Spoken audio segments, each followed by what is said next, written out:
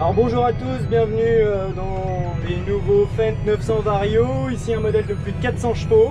On a pu disposer de ce tracteur pendant 3-4 jours pour pouvoir le prendre en main et j'ai envie de dire voir ses principales évolutions, notamment au niveau du moteur et aussi au niveau de quelques options électroniques et fonctionnalités. Quelque chose de très intéressant, je vous propose de découvrir tout ça en images. Cette nouvelle génération de 900 Vario se caractérise par l'intégration d'un nouveau moteur MAN de 9,3 litres de cylindrée, d'une transmission issue de 1000 disposant d'un moteur hydraulique paresseux pour une meilleure gestion de la transmission de la puissance, d'un train de pneus de 2,20 m en R44, du système de télégonflage intégré et du grip assistant pour la gestion intelligente du lestage du tracteur. Cette nouvelle génération de tracteurs dispose de nombreuses options et d'aide à la conduite. En cabine, c'est Ulrich Alphonse, agriculteur et entrepreneur, qui donne ses premières impressions après une vingtaine d'heures d'utilisation. C'est un tracteur très confortable avec une adhérence plutôt positive.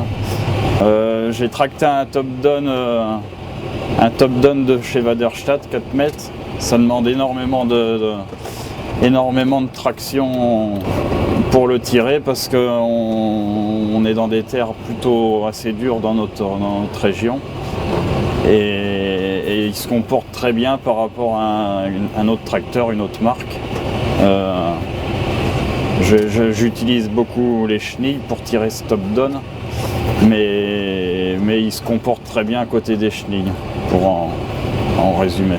C'était un outil de 4 mètres, ça paraissait, j'ai envie de dire, un peu light pour un tracteur de 400 chevaux. On a l'impression que c'est un petit outil, c'est pas large, on croit que ça fait pas trop de boulot, mais bon, en un seul passage, ça fait un gros...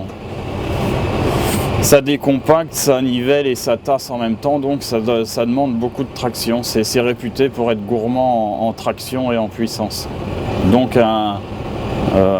des tracteurs de gros modèles comme ça, c'est adapté.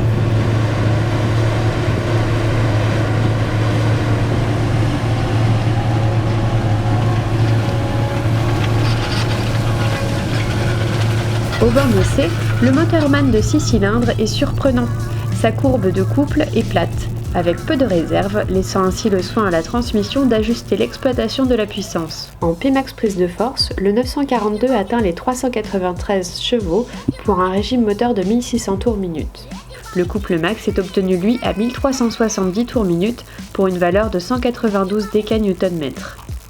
La consommation spécifique oscille sur la plage d'utilisation du moteur aux environs de 210 g par kWh.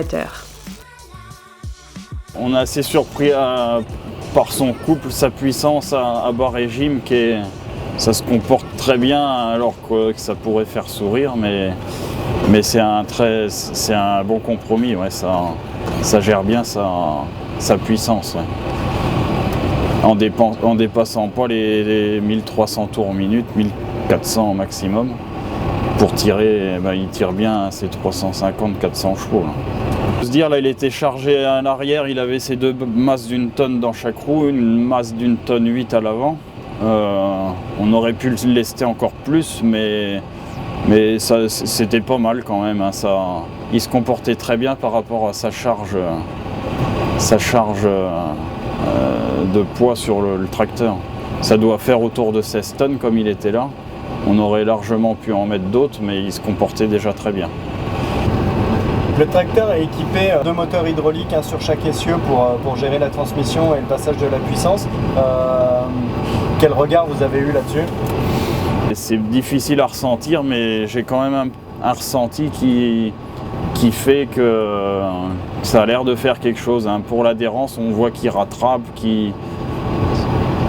peut-être ça peut faire sourire de dire ça à l'œil nu comme ça, mais j'ai l'impression que ça y joue sur l'adhérence. Ouais. C'est tout le temps en train de varier, de chercher à faire mieux. Je pense que ça améliore. Et ça permet de ne plus engager le pont avant. Il y a toute une gestion qui est faite dans le tracteur. On a pu engager le pont avant en rentrée de champ, défaire sortie de champ. C'est un avantage, un gain de temps et simplicité de conduite. C'est un tracteur qui a un gabarit qui est assez costaud, assez conséquent. Qu'est-ce qu'on peut dire par rapport à la maniabilité de l'engin? C'est très maniable, il y a un bon rayon de braquage. Pour sa puissance, c'est un très bon rayon de braquage. Il y a un petit détail aussi, la direction plus rapide en bout de champ jusqu'à 8 à l'heure. C'est un point positif. Ça permet de tourner un quart de tour de volant pour faire la totalité de notre rayon de braquage. Donc ça facilite les manœuvres de bout de champ. Au final, notre essayeur a aimé la finition du tracteur et les fonctions bien pensées, le couple adhérence-puissance et la souplesse d'utilisation. Il trouve dommage par contre que l'on ne puisse pas brider la vitesse max qui peut atteindre 60 km/h.